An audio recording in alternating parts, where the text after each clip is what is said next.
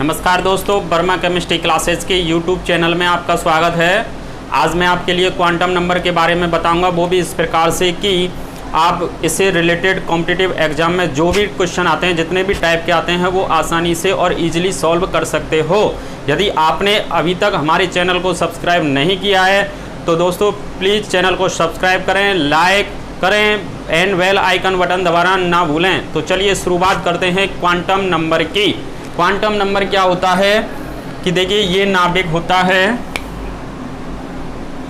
इस नाभिक में दो चीज़ पाई जाती हैं, प्रोटॉन और न्यूट्रॉन, जबकि इलेक्ट्रॉन जो होते हैं वो नाभिक के चारों ओर वृत्ताकार कक्ष में क्या लगाते हैं, चक्कर लगाते हैं।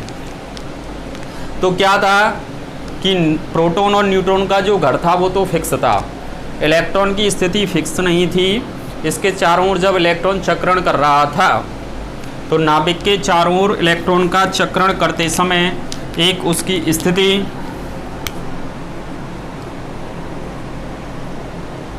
क्या होगी, आकार क्या होगा, उसकी आकृति क्या होगी, कोणीय संवेग का मान क्या होगा, चुंबकीय क्षेत्र का प्रभाव क्या होगा, चक्रण की दिशा क्या होगी आदि का निर्धारण करने के लिए चार इंडेक्स संख्या या चार संख्याओं का निर्धारण किया गया, जिन्हें हम सम्मिलित रूप से क्या कहते हैं, क्वांटम नंबर या क्वांटम संख्याएं। वो चार कौन कौन सी संख्याएं थी, N, L, M और S, जिनके बारे में हम डिटेल में अभी पढ़ेंगे, जिनसे क्वेश्चन बनते हैं। तो एक बार डेफिनेशन को दोबारा देखें हम कि क्वांटम नंबर क्या था कि नाभिक के चारों ओर इलेक्ट्रॉन का चक्रण करते समय उसकी स्थिति, आकृति, ऊर्जा, उपकोष, कोणीय संवेग, चक्रण की दिशा, चुंबकीय क्षेत्र का प्रभाव आदि का निर्धारण करने के लिए चार संख्याओं का निर्धारण किया गया। इन चार जो संख्याएं हैं इनको ही हम सम्मिलित रूप से क्या कहते हैं, क्वांटम संख्या कहते हैं। अब चलिए चारों जो क्वांटम संख्या हैं उनके बारे में एक एक करके पढ़ते हैं अपन। तो सबसे पहले है मुख्य क्वांटम संख्या, प्रिंसिपल क्वांटम नंबर। मुख्य क्वांटम संख्या जिसको इंग्लिश में बोलते हैं हम प्रिंसिपल क्वांटम नंबर। इससे रिलेटेड जो क्वेश्चन है वो देखिए कि पहली बात, इसे किससे रिप्रेजेंट करेंगे हम, स्मॉल n से व्यक्त करते हैं। n जो होती है मुख्य क्वांटम संख्या, इसे n से व्यक्त करते हैं। और इसकी जो खोज की थी, खोज किसने की थी, नील्स बोर ने, इसलिए अपने ही नाम से n से रिप्रेजेंट की। इसकी खोजकर्ता का नाम क्या है, नील्स बोर। नील्स बोर ने इस मुख्य क्वांटम संख्या प्रिंसिपल क्वांटम नंबर की खोज की। इसे हम किससे रिप्रेजेंट करेंगे, n से व्यक्त करेंगे। ये क्या काम करती है, कोश संख्या बताती है। प्रत्येक लाइन एक क्वेश्चन है। ये क्या करेगी, कोश संख्या बताएगी, कोशों की संख्या बताएगी। जैसे जैसे कोश संख्या का मान बढ़ता जाएगा उसका आकार बढ़ता जाएगा। जैसे जैसे कोश का मतलब n बढ़ा, तो ये किसका निर्धारण करती है, ये इंपॉर्टेंट क्वेश्चन होता है कंफ्यूजन वाला कि मुख्य क्वांटम संख्या यानी n तो क्या बताती है, आकार का निर्धारण करेगी। जबकि अगली इसके बाद में जो हम पढ़ेंगे वो है दिगंशी क्वांटम संख्या, वो बताती है आकृति।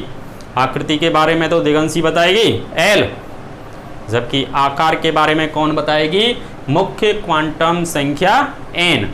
तो देखिए ये आकार का निर्धारण करेगी। आकार का निर्धारण कैसे करेगी, जैसे जैसे इलेक्ट्रॉन की नाभिक से दूरी बढ़ती जाएगी तो n का मान बढ़ेगा। यानी ऐसे कहते हैं n का मान बढ़ने पर इलेक्ट्रॉन की नाभिक से दूरी बढ़ती जाती है। इलेक्ट्रॉन और नाभिक के बीच की क्या बताएगी, ये दूरी बताएगी। तो देखिए कैसे, ये नाभिक, ये पहला कोश आकार का निर्धारण करती है। हम कहते हैं कोश संख्या n का मान बढ़ने पर आकार का मान बढ़ता है। n का मान बढ़ने पर क्या बढ़ेगा, आकार। तो देखिए पहला कोश, हमने कहा दूसरा कोश, पहले इलेक्ट्रॉन यहाँ थे, अब यहाँ आ जाएंगे। क्या हो गया, जैसे जैसे हम देख रहे हैं n का मान बढ़ रहा है, आकार का मान भी क्या होता जा रहा है, बढ़ता जा रहा है। ये तीसरा कोष बना दिया हमने। यहाँ पर हो गए अब इलेक्ट्रॉन, बाह्यतम कोष और इलेक्ट्रॉन के बीच की दूरी ज्ञात करते हैं अपन आकार के लिए। तो आकार अब इतना हो गया। तो हम देख रहे हैं कि जैसे जैसे n का मान बढ़ता जा रहा है, आकार का मान भी क्या होता जाएगा, बढ़ता जाएगा। तो हमने कहा n का मान बढ़ने पर आकार का मान क्या होता है, बढ़ता है। अर्थात जो n जो है वो किसका निर्धारण करती है, बताओ, आकार के मान का निर्धारण करती है। तो हम कह रहे हैं ये आकार के मान का निर्धारण करती है। आकार के बारे किसका निर्धारण करेगी, ये ऊर्जा। तो ये ऊर्जा के बारे में भी जानकारी देगी। जैसे जैसे सामान्यतः हम देखते हैं n का मान बढ़ने पर ऊर्जा का मान भी क्या होता है, बढ़ता जाता है, जिसके लिए n का मान कम होगा, उसकी ऊर्जा क्या होगी, कम होगी। n का मान कम है तो ऊर्जा कम, n का मान बढ़ता जाएगा तो सामान्यतः ऊर्जा का मान भी बढ़ता जाएगा। तो हमने लिखा ऊर्जा का निर्धारण करती है सामान्यतः n का मान बढ़ने पर ऊर्जा का मान भी क्या होगा, बढ़ेगा। और देखिए इसको क्या करते हैं हम, प्रिंसिपल जो क्वांटम नंबर है n जो है उसको हम के एल एम एन ओ आदि प्रतीकों से क्या करते हैं, रिप्रेजेंट करते हैं। कोषों के लिए स्पेशल जो वर्ड्स बनाए थे इसमें नील्स बोर ने, वो क्या थे, के एल एम और एन। इसने कहा था कि किसी भी कोष में जो कक्षकों की संख्या होगी उसका फॉर्मूला क्या होगा, एन स्क्वायर। ये याद रखना है आपको। कोष में ये भी पूछ लेता है आपसे, कोष में कक्षकों की संख्या का फॉर्मूला है एन स्क्वायर के, जबकि कोष में जब अगर इलेक्ट्रॉन निकालने हैं तो वो हम किससे निकालेंगे, 2n स्क्वायर से, क्योंकि एक कक्षक में अधिकतम कितने इलेक्ट्रॉन आ सकते हैं, 2। तो एक कक्षक में अधिकतम 2 इलेक्ट्रॉन आएंगे। कक्षकों की संख्या का फॉर्मूला n स्क्वायर, इसका मतलब कोष में इलेक्ट्रॉनों की संख्या का फॉर्मूला क्या हो जाएगा, 2n स्क्वायर। तो ये बात ध्यान रखनी है आपको, कोष में इलेक्ट्रॉनों की संख्या 2n स्क्वायर के बराबर होती है, यानी कक्षकों की संख्या के डबल कर दिया हमने। फॉर्मूला जो था n स्क्वायर उसमें 2 का गुणा कर दिया, तो ये क्या हो गया, 2n स्क्वायर। 2n स्क्वायर क्यों हुआ है, क्योंकि एक कक्षक में अधिकतम कितने इलेक्ट्रॉन आ सकते हैं, 2 इलेक्ट्रॉन आ सकते हैं। तो ये हमने कहा प्रिंसिपल क्वांटम नंबर किससे रिप्रेजेंट कर रहे हैं, n से। क्या बताता है, कोष संख्या। आकार का निर्धारण करती है, जैसे जैसे कोष का मान बढ़ता जाएगा, ये हमने देखा जैसे जैसे कोष संख्या बढ़ रही थी, नाभिक और इलेक्ट्रॉन के बीच की दूरी बढ़ रही थी, तो दूरी का भी निर्धारण करती है, आकार का भी निर्धारण करती है। n का मान बढ़ने पर नाभिक और इलेक्ट्रॉन के बीच की दूरी बढ़ेगी, आकार बढ़ेगा। ऊर्जा का निर्धारण करती है, सामान्यतः n का मान बढ़ने पर ऊर्जा का मान भी क्या होता है, बढ़ता है। और इसको हम KLMNO आदि प्रतीकों से व्यक्त करेंगे। कोष में कक्षकों की संख्या का फॉर्मूला n स्क्वायर, और कोष में इलेक्ट्रॉन की संख्या का जो फॉर्मूला होता है वो क्या होता है, 2n स्क्वायर होता है। अब इस आधार पर अगर हम देखें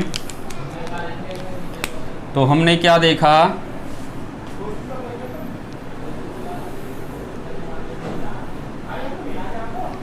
कि यदि हमारे पास में ये कोष संख्या बोल रहे हैं हम, के एल एम एन कोष से व्यक्त किया था, इनको ओ और ले सकते हैं ऐसे आगे डॉट डॉट डॉट।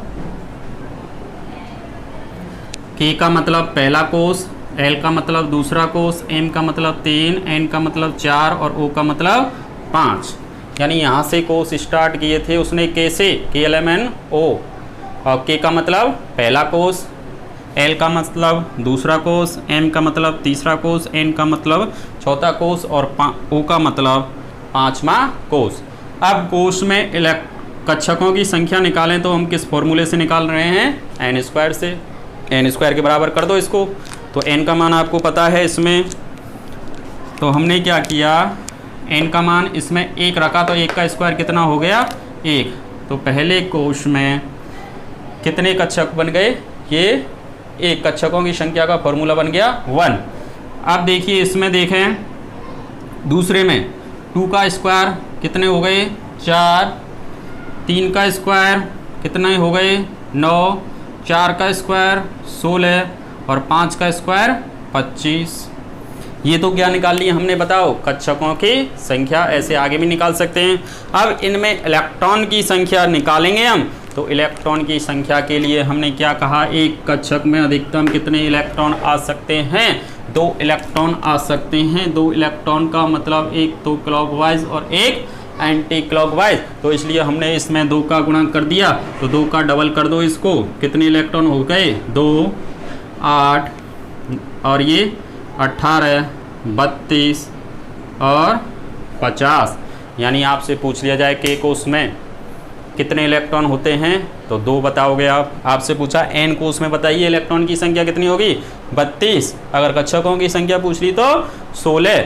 तो ये एन से रिलेटेड हमने केवल इसकी डेफिनेशन देखी अभी। इससे सभी से कंबाइंड जब चारों के चारों क्वांटम नंबर हो जाएंगे तो इन चारों से कंबाइंड हम क्या देखेंगे, क्वेश्चन देखेंगे।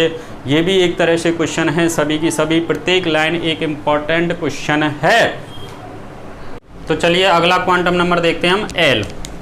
एल का मतलब दिगंशी क्वांटम संख्या, जिसको हम एजीमुथल क्वांटम नंबर भी बोलते हैं। दिगंशी क्वांटम संख्या की बात करें हम तो इसकी खोज जो की थी वो किसने की थी, सोमरफील्ड ने। खोजकर्ता कौन है इसका, सोमरफील्ड। एन की खोज की थी वो की थी किसने, नील्स बोर ने। और नील्स बोर के बाद जो अगला जो वैज्ञानिक आया था वो कौन आया था, सोमरफील्ड आया था। तो सोमरफील्ड ने एल की खोज की थी, यानी दिगंशी क्वांटम संख्या, जिसे अपन किससे व्यक्त करते हैं, एल से व्यक्त करते हैं। अब इम्पॉर्टेंट बात आ गई आकृति कि एन जो करता है वो क्या करता है, एन तो आकार के मान का निर्धारण करता है, जबकि एल जो होता है वो क्या करता है, आकृति का निर्धारण करेगा। इंपॉर्टेंट क्वेश्चन है ये। एल जो है वो क्या बताएगी, आकृति का निर्धारण करेगी, यानी शेप का निर्धारण करती है। ये शेप बताती है, और वो क्या बताती है, साइज बताती है कि कितना बड़ा छोटा साइज है एन। और जबकि एल जो बताती है वो क्या बताती है, शेप बताती है, आकृति बताती है। ये कक्षीय कोणीय संवेग तथा उपकोष के मान का निर्धारण करती है। ये भी इम्पोर्टेंट बात आ गई कि उपकोष का निर्धारण कौन करेगी, दिगंशी क्वांटम संख्या। और उपकोष जो होते हैं वो मुख्यतः कितने, 4 S, P, D और F थे, इनको आगे अब बढ़ा दिया गया है। पहले S, P, D, F, यानी S बराबर शार्प, P बराबर प्रिंसिपल होता है, D बराबर डिफ्यूजन, F बराबर क्या होता है, फंडामेंटल होता है। सामान्यतः जो L बराबर जो होता है वो क्या होता है, n-1 होता है। सामान्यतः हम L बराबर क्या लिखेंगे, n-1। लेकिन इंपॉर्टेंट बात याद रखनी है कि L का जो मान है हमेशा n से क्या होगा, कम होगा। ये जब हम क्वेश्चन सॉल्व करेंगे तो उसमें काम आएगा कि L का मान हमेशा n से क्या होगा, कम होगा। ये इंपॉर्टेंट बात ध्यान रखनी है आपको। अब हमने क्या कहा, एक चार्ट बनाया जिसमें बहुत सारे क्वेश्चन बने, उपकोष लिख दिए हमने इसमें S, P, D, F, G और H। L का मान लिखा 0, 1, 2, 3, 4, 5। फिर हम लिख रहे हैं उपकोष में कक्षकों की संख्या, ये किसके बराबर होती है, ट्वाइस L + 1 के। तो ध्यान रखना है आपको, कोष में इलेक्ट्रॉन की संख्या तो मैंने क्या बताई थी, n² के बराबर। अगर आपसे उपकोष पूछ लिया तो उपकोष में जो कक्षकों की संख्या तो किसके बराबर होगी, 2L + 1 के। तो ये निकालिए आप, देखिए कितने कक्षक बनेंगे S में, कि 2L का मान 0 रखा तो ये 0 हो गया, 0 + 1। तो इसका मतलब क्या निकल के आ गया, इसमें S में कितने कक्षक होते हैं, 1। पढ़ते भी हम P में, देखिए यहाँ से निकल के आए थे वो, L का मान हमने कितना रखा यहाँ, 1। 2 का गुणा 1 से किया 2, 2 + 1 कितने हो गए, 3। तो इसमें कितने निकल के आए, 3 कक्षक, इसमें 5, इसमें 7, इसमें देखिए 4 दूनी 8 और 1 9, और इसमें 5 दूनी 10 और 1 11। तो ये क्या हैं, एक तरह से क्रम से विषम संख्याएं प्राप्त हुई जो कक्षकों की संख्या 1 3 5 7 9 और 11। फॉर्मूला मेन है जो आपको याद रखना है, क्योंकि इससे क्वेश्चन बन जाता है, आपसे पूछ लेता है कि कोष में कक्षकों की संख्या का फॉर्मूला बताइए और उपकोष में कक्षकों की संख्या का फॉर्मूला। तो दोनों का अलग अलग हो गया। ये उपकोष में लिखा है, ये उपकोष हैं एसपीडीएफ। कोष में क्या पाए जाते हैं, उपकोष पाए जाते हैं, और उपकोष में क्या पाए जाएंगे, कक्षक पाए जाएंगे, और कक्षक में क्या पाए जाते हैं, इलेक्ट्रॉन पाए जाते हैं। ये बात याद रखनी है आपको। हमने कहा कोष, कोष में क्या पाए जाएंगे, उपकोष, और उपकोष में क्या पाए जाएंगे बताओ, कक्षक, और फिर कक्षक में क्या पाए जाते हैं बताओ, इलेक्ट्रॉन। ये सीक्वेंस होता है कोष, उपकोष, उपकोष में क्या पाए जाएंगे, कक्षक, और कक्षक में क्या पाए जाते हैं, इलेक्ट्रॉन। और एक कक्षक में अधिकतम कितने इलेक्ट्रॉन रह सकते हैं, 2 इलेक्ट्रॉन रह सकते हैं। तो हमने अगला देखा इसमें उपकोष में इलेक्ट्रॉन की संख्या, तो एक कक्षक में तो अधिकतम 2 ही इलेक्ट्रॉन आते हैं। तो इस आधार पर हमने फॉर्मूला भी केवल कितना बना दिया, इसका डबल कर दिया, 2 का गुणा कर दिया, यानी इलेक्ट्रॉन तो कक्षकों की संख्या के जस्ट डबल होते हैं। तो डबल लिख दिया हमने। ये कितने हो गए, 2 6 10 14 18 और 22। आपसे पूछ लिया जाए कि डी कक्षक, डी उपकोष में इलेक्ट्रॉन की संख्या अधिकतम, number of electron in D और क्या सबसेल, तो कितने हो गए, 10 इलेक्ट्रॉन होते हैं। आप पढ़ते हो 5 तो कक्षक पाए जाते हैं डी में, और इलेक्ट्रॉन कितने पाए जाते हैं, 10। यहाँ से निकल के आता है कक्षीय कोणीय संवेग का जो फॉर्मूला दिया था, उसने दिया था h/2π √L+1। तो इस फॉर्मूले से जैसे ही हम इसमें वैल्यू रखेंगे, तो देखिए ये तो h/4π, L का मान कितना रख दिया हमने, 0 0 + 0, तो 0 को गुणा 0 से और फिर 0 से गुणा हुआ, तो ये तो मान S के लिए कितना आ जाएगा, कक्षीय कोणीय संवेग का मान S उपकोष के लिए तो कितना होता है बताओ, 0 होता है। अब हमने क्या किया, L का मान कितना रखा, 1 जैसे ही रखा, तो 1 + 1 2 हो गया, √2 लिख दिया मैंने ये, तो √2 h/ क्या चल रहा है, 2π। इसको नहीं छेड़ रहे हम, केवल इसकी वैल्यू रख रहे हैं। देखिए √2 h/ क्या आ गया, 2π, क्योंकि ऑप्शन में आपको ऐसे ही मिलेगा। इसको देखो L का मान 2 रखा, 2 + 1 3 3 दूनी 6, तो √ क्या आ जाएगा, 6h/2π। ये हो गया। अगला देखिए D के लिए L का मान 2 वाला हो गया। 3 देखिए, 3 में जैसे ही रखा हमने, 3 + 1 4 4 3 12, ये 12 हो गया h/2π। अगला देखिए L का मान 4 रखिए, 4 और 1 5, 5 चौका 20, √20 h/2π। अब एक बार L का मान कितना रखना है आपको, 5 रखा, तो 5 × 6 6 × 35, √ कितना आ जाएगा, 30 h/2π। तो ये इससे रिलेटेड क्वेश्चन हो गए। आपसे उपकोष में कक्षकों की संख्या पूछ सकता है, इलेक्ट्रॉन की संख्या पूछ सकता है, कक्षीय कोणीय संवेग का मान पूछ सकता है, एसपीडीएफ जो उपकोष हैं उनके लिए L का मान पूछ सकता है, इससे रिलेटेड क्वेश्चन। और हम जब कंबाइंड करेंगे तब आएंगे। ये भी क्या है, प्रत्येक जो लाइन है वो अपने आप में एक क्वेश्चन है। अगली क्वांटम नंबर देखिए, चुंबकीय क्वांटम संख्या, मैग्नेटिक क्वांटम नंबर, जिसे हम किससे व्यक्त करते हैं, m से व्यक्त करते हैं। इसकी खोज जीमेन एवं लिंडे ने की थी। ये क्या करती है, चुंबकीय व्यवहार के बारे में बताती है। चुंबकीय क्वांटम संख्या, इसका मान मुख्यतः L ± L के बराबर होता है। इसका मान किसके बराबर होगा, ± L का। m के जो कुल मान होंगे वो 2L+1 के बराबर होंगे। यानी उपकोष में कक्षकों की जो संख्या का फॉर्मूला था वही तो है ये 2L+1। इसका मतलब हमने कह दिया कि ये तो कक्षकों की संख्या के क्या होते हैं, बराबर होते हैं। m के कुल मान कक्षकों की संख्या के क्या होंगे, बराबर होंगे। m का जो मान है -L से क्या होगा, +L के बराबर होता है। इसके आधार पर हम ये टेबल ड्रॉ करें। देखिए जिसमें क्वेश्चन है बहुत सारे। उपकोष एस लिया, एल का मान 0 और एम का मान प्लस माइनस एल के होता है, तो एल का मान जैसे ही 0 रखा तो एम का मान भी कितना हो गया, 0 हो गया। यहाँ पर एम के कुल मान निकालेंगे हम, तो देखिए एल का मान इसमें 0 रखा तो ये 0 हो गया प्लस 1 यानी 1। एम के इसमें कितने मान संभव होंगे, 1 होंगे, यानी कक्षकों की संख्या के बराबर ही निकल के आने हैं, क्योंकि एस में कितने कक्षक होते हैं, 1 होता है, तो इसलिए एम के कुल मान किसके बराबर ही आएंगे, कक्षकों की संख्या के बराबर। एम के संभावित मान निकाले हमने, तो एम के जो संभावित मान हैं वो तो क्या आ जाएगा, वो तो 0 ही आएगा।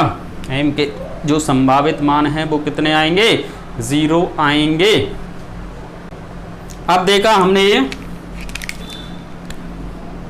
एस के बाद में पी उपकोष, पी के लिए एल का मान कितना होता है, 1, एम का मान प्लस माइनस एल, तो इसका मतलब प्लस माइनस 1 कर दिया हमने, एल का मान 1 रखा, यहाँ प्लस माइनस 1 हो गया, और एम के कुल मान 2l प्लस 1 के बराबर होते हैं, तो ये इसके बराबर होते हैं, तो इसका मतलब हमने क्या किया, 2l प्लस 1, एल का मान 1 रखा हमने यहाँ पर, तो ये कितने मान संभव आएंगे, यहाँ पर 3 मान संभव आएंगे। और वो संभावित मान कौन से होंगे, संभावित मान तो एल एम का जो होता है माइनस एल से क्या होता है, प्लस एल तक होता है, माइनस एल से प्लस एल तक, तो माइनस एल से प्लस एल तक रखा एल का मान, तो एल का मान हमारे पास 1 है, तो माइनस 1 से स्टार्ट किया 0 और ये प्लस 1। इसका मतलब ये हुआ कि जो -1 जो वैल्यू होगी या तो वो पी एक्स की हो सकती है या पी वाई की हो सकती है, +1 की जो वैल्यू है ऐसे ही वो पी एक्स की हो सकती है या पी वाई की हो सकती है। और z अक्ष के लिए तो क्या होता है, m का मान क्या होता है, 0, तो ये हमने क्या लिख दिया, ये किसके लिए है, पी जेड के लिए, तो z अक्ष पे क्या लिखना है आपको, 0 लिखना है, तो ये हमने p के लिए m के संभावित मान लिख दिए जो हमको आगे काम आएंगे। अगला देखा हमने d के लिए देखा l का मान 2, m प्लस माइनस एल, इसका मतलब प्लस माइनस 2, m के कुल मान कितने हो जाएंगे, देखिए l का मान हमने 2 रखा तो कितने मान संभव होते हैं, 5 कक्षकों की संख्या के बराबर। d में कितने कक्षक होते हैं, 5 होते हैं, जिनके नाम भी होते हैं dx बाई dy z और dzx, dx square minus Y square और dz स्क्वायर। तो देखिए m के मान जो हैं संभावित -l से और +l तक स्टार्ट करने हैं, तो -2 से स्टार्ट हुआ, -1 0 +1 और +2 तक गए मान, -2 से +2 तक 5 मान पॉसिबल हुए। 5 में अब इनके नाम रखने हैं, कौन किस किस के लिए होते हैं, देखिए ये -d से स्टार्ट, x से स्टार्ट किया, dxy dyz, और ये छोड़ा ये हमने dzx dx square minus Y square, ऐसे याद रखने हैं आपको। और ये वाला जो 20 वाला जो है 0 वाला, तो हम कह रहे थे ये किसके लिए याद रखना है आपको, z अक्ष के लिए, तो ये तो किसका है, dz स्क्वायर का। ये 5 हो गए, इसमें से जो डबल आ रहे हैं वो ओब्लिक में लिख देंगे, यानी वो एक दूसरे के मान हो सकते हैं, यानी ये लिख दिया हमने dxy दोबारा कहाँ आ रहा है, यहाँ पर आ रहा है, तो इसका मतलब ये मान किसका भी हो सकता है, dx square minus Y square का। ऐसे ही ये यहाँ पर आ रहा है, तो इसका मतलब ये किसका मान भी हो सकता है, dx बाई का। तो ये 5 मान संभव हैं। और ऐप की जब बात करें तो ऐप में कितना हो जाएगा, l का मान 3, और ये आ जाएगा +-3, और ये आ जाएगा 7, और ये आ जाएगा -3 -2 -1 0 +1 +2 +3। और ऐप उपकोष की जो आकृति होती है वो तो त्रिविमीय व जटिल होती है, तो इनके जो मान हैं वो हम आसानी से ज्ञात नहीं कर सकते, तो इनके उपकोष के जो हमने रखे हैं वो सिंबल नहीं दिए। तो ये हो गया क्या, चुंबकीय क्वांटम संख्या। अगली देखते हैं स्पिन क्वांटम नंबर, चक्रण क्वांटम संख्या। चक्रण क्वांटम संख्या जो है उसकी खोज की थी यूलनबेक एवं गोल्डमिस्ट ने। इसे अपन किससे व्यक्त करते हैं? एस से व्यक्त करते हैं। यह क्या करती है? चक्रण की दिशा का निर्धारण करती है। चक्रण कैसा चल रहा है इलेक्ट्रॉन का, चक्रण कोणीय संवेग का मान का निर्धारण भी करेगी। यानी H बराबर क्या होता है? 2 pi under root S S plus 1। और दिगंशी क्वांटम संख्या के लिए जब हमने कोणीय संवेग जब निकाला था तो कक्षीय कोणीय संवेग के लिए हमने फॉर्मूला लिखा था क्या? H/2 pi under root L L plus 1। जबकि चक्रण कोणीय संवेग का फॉर्मूला होता है H/2 pi under root S S plus 1। तो ये फॉर्मूले भी पूछ लेता है आपसे। हमने कहा यदि इलेक्ट्रॉन का चक्रण ऊपर की तरफ यानी क्लॉकवाइज है, एक तरह से ऐसे इलेक्ट्रॉन घूम रहा है क्लॉकवाइज, तो एस का मान हम +1/2 कर देंगे। अगर एंटी क्लॉकवाइज जा रहा है तो हम एस का मान क्या रखेंगे? -1/2 रख देंगे। अब देखिए क्वांटम नंबर के बाद इसमें हमको कुछ रूल्स हैं वो फॉलो करने पड़ते हैं। जैसे अबाहो जो नियम है वो 4 नियमों का सम्मिलित रूप होता है, जिनकी अपन डिटेल तो क्या है जब आपको नीट या IIT या सेकंड ग्रेड या लेक्चरर की जो क्लास होगी उसमें क्या है आपको डीपली पढ़ाया जाएगा। अब इनको मैं एक सरसरी नज़र से स्पीडली आपको बता देता हूँ कि अबाहो का नियम क्या है। अबाहो एक जर्मन भाषा का शब्द है जिसका अर्थ होता है क्या? बिल्डिंग और अर्थात निर्माण करना या बनाना। अर्थात इस नियम का जो उपयोग है वो तत्वों के इलेक्ट्रॉनिक विन्यास लिखने में किया जाएगा। तत्वों के इलेक्ट्रॉनिक विन्यास लिखने में अबाहो नियम का उपयोग किया जाएगा। अबाहो जो नियम है वो 4 नियमों का सम्मिलित रूप होता है। 4 नियम कौन कौन से हैं? नंबर 1 होता है पाउली का अपवर्जन नियम, दूसरा होता है हुंड का बहुलता का नियम, और तीसरा होता है N+L का नियम, और चौथा होता है अर्धपूरित एवं पूर्णपूरित कक्षकों के स्थायित्व का नियम, जिनके बारे में हम थोड़ा थोड़ा सा देखें। पाउली का अपवर्जन नियम क्या था? पाउली का अपवर्जन नियम ये कह रहा था, इस नियम के अनुसार किसी परमाणु के एक ही कक्षक के दोनों इलेक्ट्रॉनों की चारों क्वांटम संख्याओं के मान एक समान नहीं हो सकते। यदि 3 क्वांटम संख्या n एलिमेंट के मान समान हैं तो चौथी क्वांटम संख्या s का मान अवश्य ही क्या आएगा? भिन्न आएगा। पाउली क्या कह रहा था? यदि किसी परमाणु के एक ही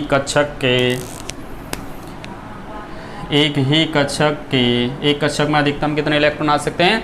2। एक ही कक्षक के दोनों इलेक्ट्रॉनों की चारों क्वांटम संख्याओं n, l, m और s के मान समान नहीं हो सकते, समान नहीं होंगे। यदि 3 क्वांटम संख्याओं n, l, m के मान समान हैं तो चौथी क्वांटम संख्या s का मान अवश्य ही क्या आएगा? भिन्न प्राप्त होगा। ये पाउली का अपवर्जन नियम है। यदि हम इसके लिए एक एग्जाम्पल देखें तो देखिए मैग्नीशियम 12, इसका इलेक्ट्रॉनिक कॉन्फ़िगरेशन लिखा हमने, ये इसका इलेक्ट्रॉनिक कॉन्फ़िगरेशन आ गया। आपसे पूछा कि 1s2 के लिए क्या निकालने हैं आपको? n, l, m और s के मान। n, l, m, s के मान जैसे ही निकालेंगे हम तो देखिए n ये आगे जो लगा हुआ है ये गिनती यानी ये कोस होता है, कोस को रिप्रेजेंट करेगा मुख्य क्वांटम संख्या। n का मान तो यहाँ से देखते ही आपको पता चल जाएगा। n का मान कितना है इसमें? 1। l का मान s कक्षक SPDF अभी हमने लिखे थे, इनके लिए l का मान तो 0, 1, 2 और 3 होता है। तो s उपकोष है, s के लिए l का मान क्या होगा? 0। l का मान क्या होगा? 0। m का मान ±l होता है, जिसका मतलब ये भी क्या हो गया? 0। और s चक्रण क्वांटम संख्या ये क्या होगी? +1/2। कब? हम कह रहे हैं एक कोष के कितने इलेक्ट्रॉन है इसमें? 2। एक ऊपर क्लॉकवाइज जा रहा है और एक एंटी क्लॉकवाइज जा रहा है। तो क्लॉकवाइज गया तो हमने क्या लिख दिया इसके लिए? +1/2। और जब एंटी क्लॉकवाइज जाएगा तो हमने कहा कि ये तीनों जो मान हैं वो तो समान होंगे, लेकिन s का मान अवश्य ही क्या आ जाएगा? भिन्न आ जाएगा। ये कहा पाउली का अपवर्जन नियम। यदि किन्हीं एक ही परमाणु के किन्हीं दो कक्षकों की चारों क्वांटम संख्याएं n, l, m और s देखें तो उनमें से 3 क्वांटम संख्याएं n, l, m के मान तो समान हो सकते हैं, जबकि चौथी क्वांटम संख्या s का मान अवश्य ही क्या प्राप्त होगा, भिन्न प्राप्त होगा। ये भिन्न आ गया। अगला इसमें अगर देखें हम, जैसे दूसरा लिया हमने 2s2, तो इसमें भी कितने कक्षक, 1, इलेक्ट्रॉन 2, तो ये n का मान 2 आ गया। इसमें s उपकोष है तो इसके लिए l का मान कितना ही होगा, 0 होगा। ये 0 और ये +1/2 और एक बार -1/2, ये एज इट इज आ जाएंगे। ये ऐसे आ गया। अगला देखा हमने 2p6 का मतलब कितने कक्षक, 3। इसमें ये दो इलेक्ट्रॉन का मतलब एक बार हमने 2px2 के लिए लिखा, एक बार 2py2 के लिए लिखा और एक बार 2pz2 के लिए लिखा। तो इसमें देखें हम पहली कंडीशन n का मान देखिए, ये 6 कंडीशन बनी, इन 6 में देखिए n का मान तो सभी में ही कितना प्राप्त होगा, सभी में कितना आ गया, 2। l का मान p उपकोष है तो सभी के लिए ही कितना होगा, ये भी फिक्स हो गया, 1। m का मान देखें p अलग अलग होगा, -l से +l तक होता है, -1, 0 और +1। तो देखिए px के लिए क्या होता है, -1 भी हो सकता है और +1 भी। तो हमने ऐसे लिखा, जैसे इसके लिए मैंने -1 लिख दिया, +1 भी लिख सकते हो ओब्लिक करके, -1, ये -1। py के लिए देखा तो -1 या +1 कुछ भी लिख सकते हो आप। pz के लिए लेकिन फिक्स होता है कितना, 0। और s का मान आप क्या लिख दोगे, एक बार क्लॉकवाइज जा रहा है तो +1/2 और एक बार -1/2। तो ये इस प्रकार से आ जाएंगे।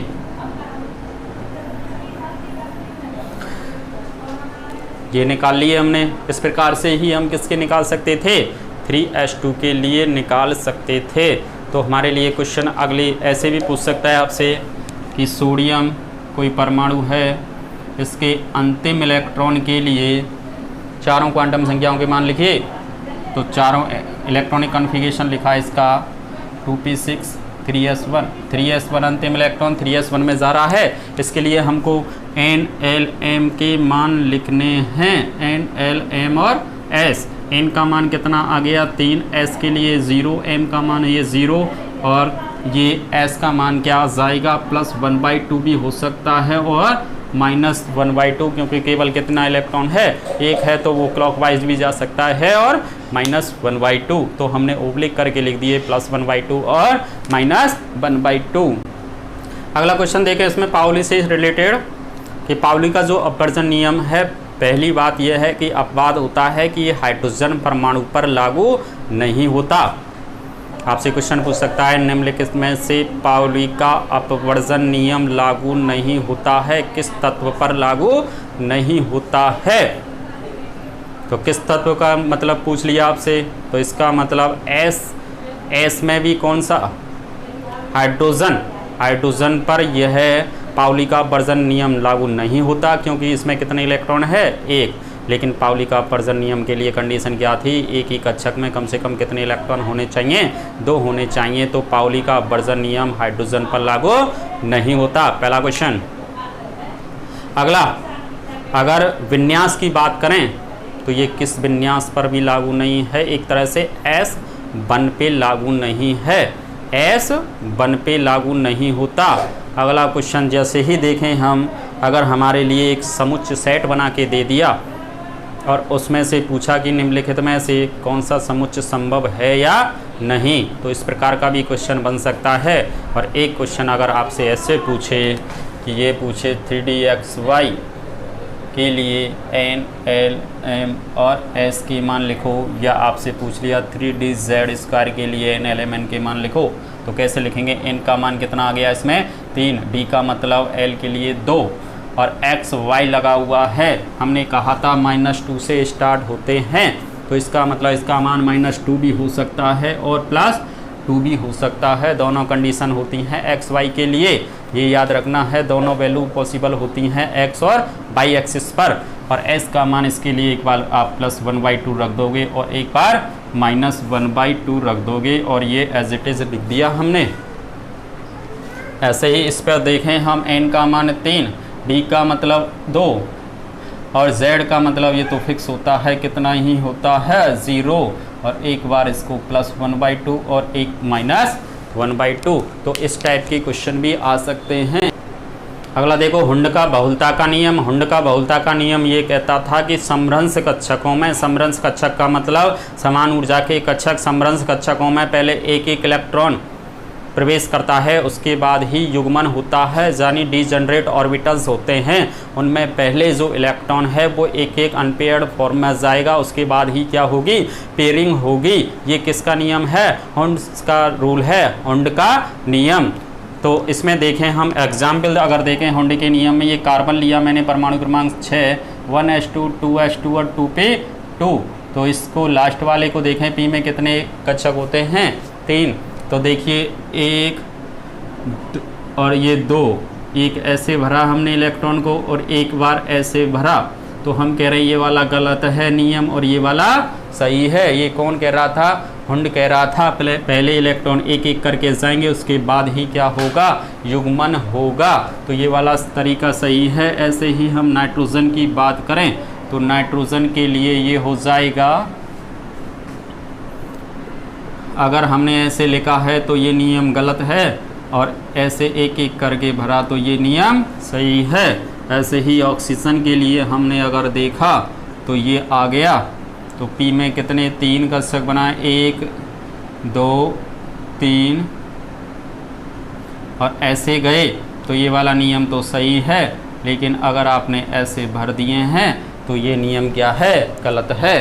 तो ये कौन कह रहा था, हुंड कह रहा था। जो हुंड था, हुंड का नियम केवल कैसे कह रहे थे, हम समभ्रंश कक्षकों में एक एक इलेक्ट्रॉन पहले प्रवेश करेगा, उसके बाद ही क्या होगा, युग्मन होगा। तो जो हुंड का जो नियम है ये पूछ लेता है कि किन किन विन्यास पर लागू नहीं होता। तो S1 पे लागू नहीं होगा क्योंकि एक इलेक्ट्रॉन, S2 पे भी नहीं होगा क्योंकि कितने कक्षक, केवल एक, तो फॉलो ही नहीं हो रहा। P1 की बात करें तो P1 को भी आप कहीं भर दो, फॉलो नहीं होगा। D1 पे भी नहीं होगा और F1 पर भी नहीं होगा। तो ये याद रखना है, हुंड का नियम तो इन पर लागू नहीं होता। पाउली का अपवर्जन नियम केवल हाइड्रोजन पे लागू नहीं होता, और हुंड का नियम इन विन्यासों पर लागू नहीं होगा, S1 S2। और अगर आपसे ये क्वेश्चन पूछ लिया जाए निम्नलिखित में से कौन से उपकोष पर हुंड का नियम लागू नहीं होता, 4 ऑप्शन है SPDF, तो आंसर क्या आ जाएगा, S आ जाएगा। क्योंकि S पे 1 ले लो चाहे 2 ले लो, किसी पर भी हुंड का नियम लागू नहीं होता, क्योंकि S में केवल कितने कक्षक होते हैं, 1। तो हुंड का जो नियम है S1 S2 P1 D1 और F1 पर लागू नहीं होता। इसके बाद N+L रूल होता है। N+L का नियम ये कहता है कि इलेक्ट्रॉन उस कक्षक में प्रवेश करता है जिसके लिए N+L का मान न्यूनतम हो। N+L का मान क्या हो, कम है, इलेक्ट्रॉन पहले उसमें प्रवेश करेगा, उसके बाद ही अन्य कक्षकों में इलेक्ट्रॉन प्रवेश करते हैं। तो N+L का नियम ये कह रहा था, यदि N+L का नियम ये कह रहा है कि इलेक्ट्रॉन उस कक्षक में प्रवेश करता है जिसके लिए N+L का मान क्या हो, न्यूनतम हो। यदि किन्हीं 2 कक्षकों के लिए N+L का मान समान है तो इलेक्ट्रॉन उस कक्षक में प्रवेश करेगा जिसके लिए N का मान क्या हो, न्यूनतम हो। जब N+L का मान समान आ जाएगा तो हमको किसका मान देखना है, फिर N का। जैसे एग्जाम्पल देखें हम N+L के रूल में 3s और 3p, और एक है हमारे पास में 3d 4s की कंडीशन, और एक लिया हमने 4s और 3p। इनमें ये चेक करना है कि इलेक्ट्रॉन किस में पहले प्रवेश करेगा और क्यों। तो जिसमें प्रवेश करेगा जिसके लिए N+L का मान क्या है, न्यूनतम, क्योंकि उसकी ऊर्जा क्या होती है, कम होती है। N+L का मान जिसमें कम है उसकी ऊर्जा क्या होगी, कम होगी। तो देखिए आप इसमें N+L का मान निकाला हमने, N का मान कितना है इसमें 3, और L का मान S के लिए कितना होता है 0, तो N का मान कितना आ गया 3। N का मान देखिए इसमें 3, P के लिए L का मान 1 होता है, कितना आ गया ये 4। तो इन दोनों में चेक किया तो इलेक्ट्रॉन N प्लस L का मान इसमें न्यूनतम है, तो इलेक्ट्रॉन पहले ही किस में प्रवेश करता है 3s में। हम लिखते भी पहले किसको हैं 3s को। तो N प्लस L के नियम के अकॉर्डिंग हम इलेक्ट्रॉनिक कॉन्फ़िगरेशन जब लिखते हैं तो इलेक्ट्रॉन किसके अकॉर्डिंग प्रवेश करता है N प्लस L के नियम से। अगला इन दोनों में चेक किया, देखिए पहले इसमें देख लेते हैं 3 प्लस 2 और 4 प्लस 0, तो ये आ गया मान N प्लस L का 5 और इसमें आ गया 4। तो इलेक्ट्रॉन पहले किस में जाता है इसलिए 4s में, तो 4s पहले आता है, उसके बाद क्या आता है 3d। इसके बाद देखिए इसमें 4 प्लस 0 और ये 3 प्लस 1, दोनों में ही मान कितना आया 4 आया। तो हमने कहा यदि किन्हीं दो कक्षकों के लिए N प्लस L का मान समान है तो इलेक्ट्रॉन उस कक्षक में प्रवेश करेगा जिसमें N का मान क्या हो कम। तो N का मान कम किस में है, इन दोनों में चेक किया तो N का मान तो इसमें है, तो इलेक्ट्रॉन पहले किस में प्रवेश करेगा, इसमें करेगा जिसमें प्रवेश कर रहा है। इसका मतलब उसकी ऊर्जा क्या होगी, हमेशा कम होती है। तो ये याद रखना है आपको N प्लस L का नियम। ऐसे ही अगला है इसमें अर्धपूरित एवं पूर्णपूरित कक्षकों के स्थायित्व का नियम। तो अर्धपूरित एवं पूर्णपूरित जो कक्षक होते हैं वो अधिक क्या होते हैं, स्थायी होते हैं। यदि किसी की भी कंडीशन जो बन रही है अर्धपूरित या पूर्णपूरित, तो इलेक्ट्रॉन आसानी से ट्रांसफ़र हो जाता है। यानी P3 जैसे बात करें हम, P के 6 होते हैं, P में 6 इलेक्ट्रॉन आ सकते हैं, तो P3। ऐसे D की बात करें 10 इलेक्ट्रॉन, D5, F में 14, तो 7। ऐसे ये तो अर्धपूरित विन्यास हो गए, ये इनके हो गए पूर्णपूरित विन्यास। ये जो कंडीशन हैं अन्य कंडीशन की तुलना में अधिक स्थायी होंगी। ये अर्धपूरित विन्यास, ये पूर्णपूरित विन्यास, जो बच गए वो क्या हैं अपूरित विन्यास। तो अर्धपूरित एवं पूर्णपूरित जो विन्यास होते हैं वो अपूरित विन्यास की तुलना में क्या होते हैं, अधिक स्थायी होते हैं।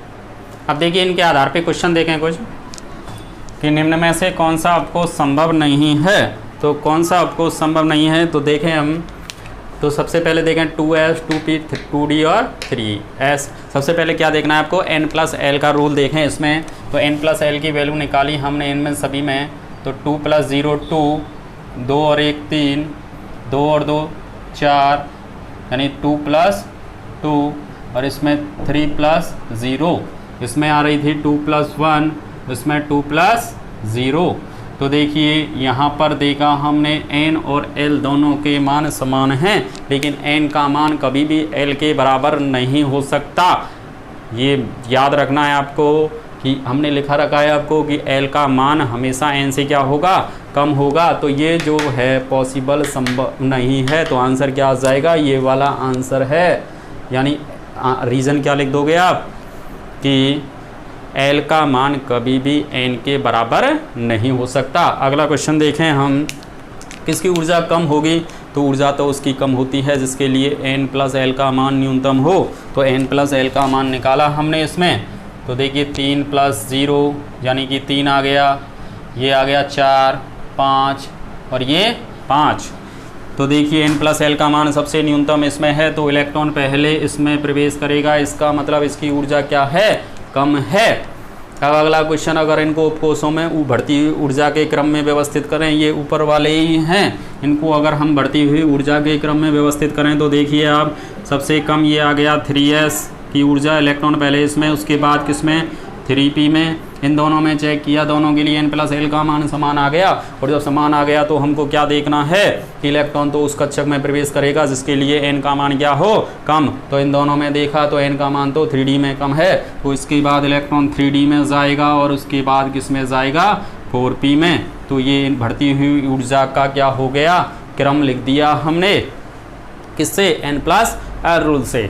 अगला देखें, निम्न में से कौन सा समुच्चय संभव नहीं है। तो देखिए N का मान तो ये लिखे हुए हैं, तो N के मान तो जो दे रखे हैं उससे कोई मतलब ही नहीं है। L देखा हमने, L का जो मान है वो तो N के बराबर हो गया, तो पहला वाला समुच्चय तो संभव ही नहीं है। तो ये वाला क्रॉस कर दिया हमने। अगला देखा n का मान 1, l का मान 0 हो सकता है, m का मान 0 हो सकता है, s बराबर +1/2 हो सकता है। तो इसका मतलब ये समुच्चय संभव है। अब और को चेक कीजिए आप। तो देखिए n का मान 2, l का मान 1 हो सकता है, m का मान क्या लिखा हमने यहाँ पर, m का मान क्या रखा, तो देखिए इसमें m का मान +1 हो सकता है, क्योंकि m का जो मान है वो क्या होता है, l के बराबर ±l हो सकता है, यानी -l से लेकर के +l तक पॉसिबल होंगे। तो ये वाला समुच्चय भी क्या होगा, संभव है। तो 2 आंसर हो गए इसमें देखा हमने। इस वाले को चेक करें अपन, n का मान 3, l का मान 2 है और m का मान क्या है 2 ±2, ये भी क्या हो सकता है बताओ, पॉसिबल हो सकता है। तो इसका मतलब ये भी सही है। पहले केवल इसमें जो है ऑप्शन पहले वाला समुच्चय संभव नहीं है, इसके अलावा ये तीनों के तीनों समुच्चय क्या हैं, संभव हैं। तो इस प्रकार से आप क्वांटम नंबर से रिलेटेड जो क्वेश्चन हैं आपको रीड के अकॉर्डिंग जो हैं वो ईजिली से आप सॉल्व कर सकते हो। ज़्यादा जो डेप्थ जो क्वेश्चन हैं हम आपको नीट, IIT और सेकंड ग्रेड या लेक्चरर की जो क्लासेज हैं उनमें कराएंगे। तो आप देखते रहिए वर्मा केमिस्ट्री क्लासेज। धन्यवाद।